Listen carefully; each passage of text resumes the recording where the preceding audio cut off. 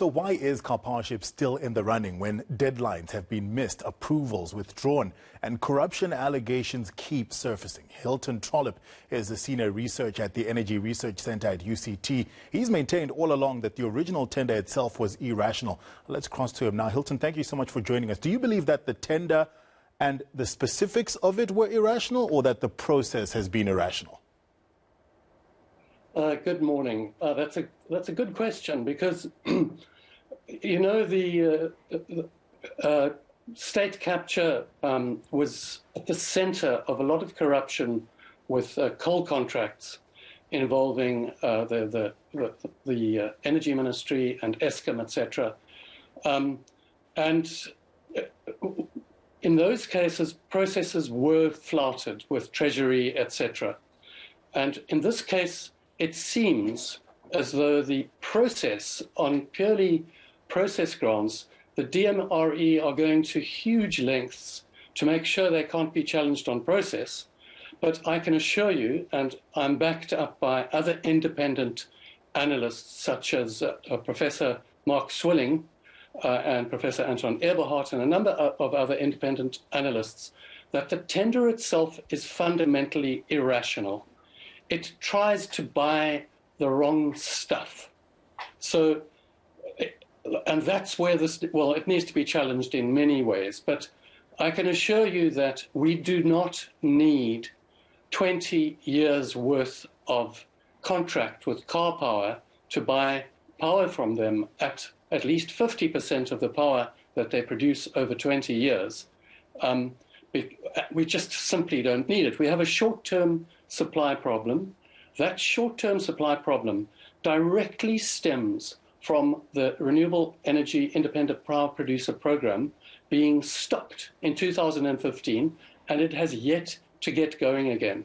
They've set the wheels in motion, but we haven't seen any preferred bidders, we haven't seen any contracts, and as this fully economically rational program is stalled and delayed, etc., etc., we have this irrational program forced on us.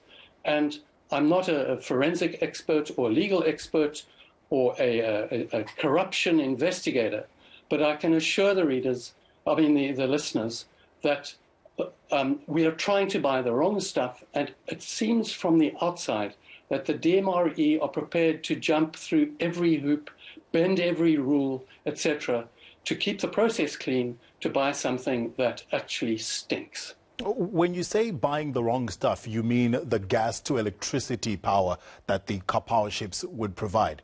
Why is that the wrong stuff? So it's the wrong stuff because, so the gas to electricity itself isn't the wrong stuff. We do need bits of gas to electricity to fill in when the renewables, at night when the wind isn't blowing, we need a certain amount of backup. But we don't need it. The Karpowerships, what they've offered, what they were asked for, and what they've offered is for the power from those ships to be used 50% of the time for 20 years. And once the power shortage is over, we simply won't need that power. We will have access to much less expensive power, purely on economic grounds, never mind the emissions, etc. We don't even have to look at the environmental side. On pure financial grounds, as soon as we've closed the short-term supply gap, which the Karpowerships are said to address, they are not needed. They must go to some other country then where there's been a war or really bad management and there's a short-term power crisis. But what seems to be happening is the DMRE is not doing what it needs to do to close the short-term power crisis, and it's opening the gap for this irrational plan. Hilton, I don't know if I've explained that after 5 years, when our short-term power shortage is gone, we don't need a contract with a ship. You know, gas prices have tripled, I think, since the Karpowership tender was put in. And it came in because it could compete on price. It could never compete on that price now. And in our analysis, this is exactly what we've been saying. We're exposing ourselves unnecessarily for 20 years to a highly volatile source of energy, gas, in a decarbonizing world where things like coal and gas are going to be taxed. Anything made using them is going to be taxed.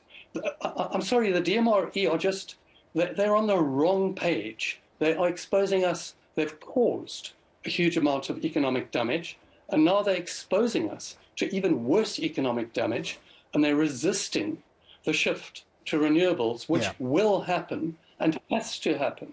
And it is unconscionable what they're doing. Hilton, how is the court action being brought by DNG against Karpowership going to affect the other preferred bidders as they try to reach financial closure? I'm sorry, I'm not qualified to comment on that. So as I said, I'm not a legal expert. Yeah. I can tell you about technology, prices, economics, the whole story. I've been studying it in South Africa for 30 years. I know the lot. So that's why I'll speak about what I know. Well, I think I don't know. I think of what you know, you've already given us enough reasons to ask many questions about this Karpowership deal. Hilton Trollip, thank you so much for your time. Karpowership and the local partner that they have denied the allegations against them. Thank you to Hilton Trollip for his insight into that topic.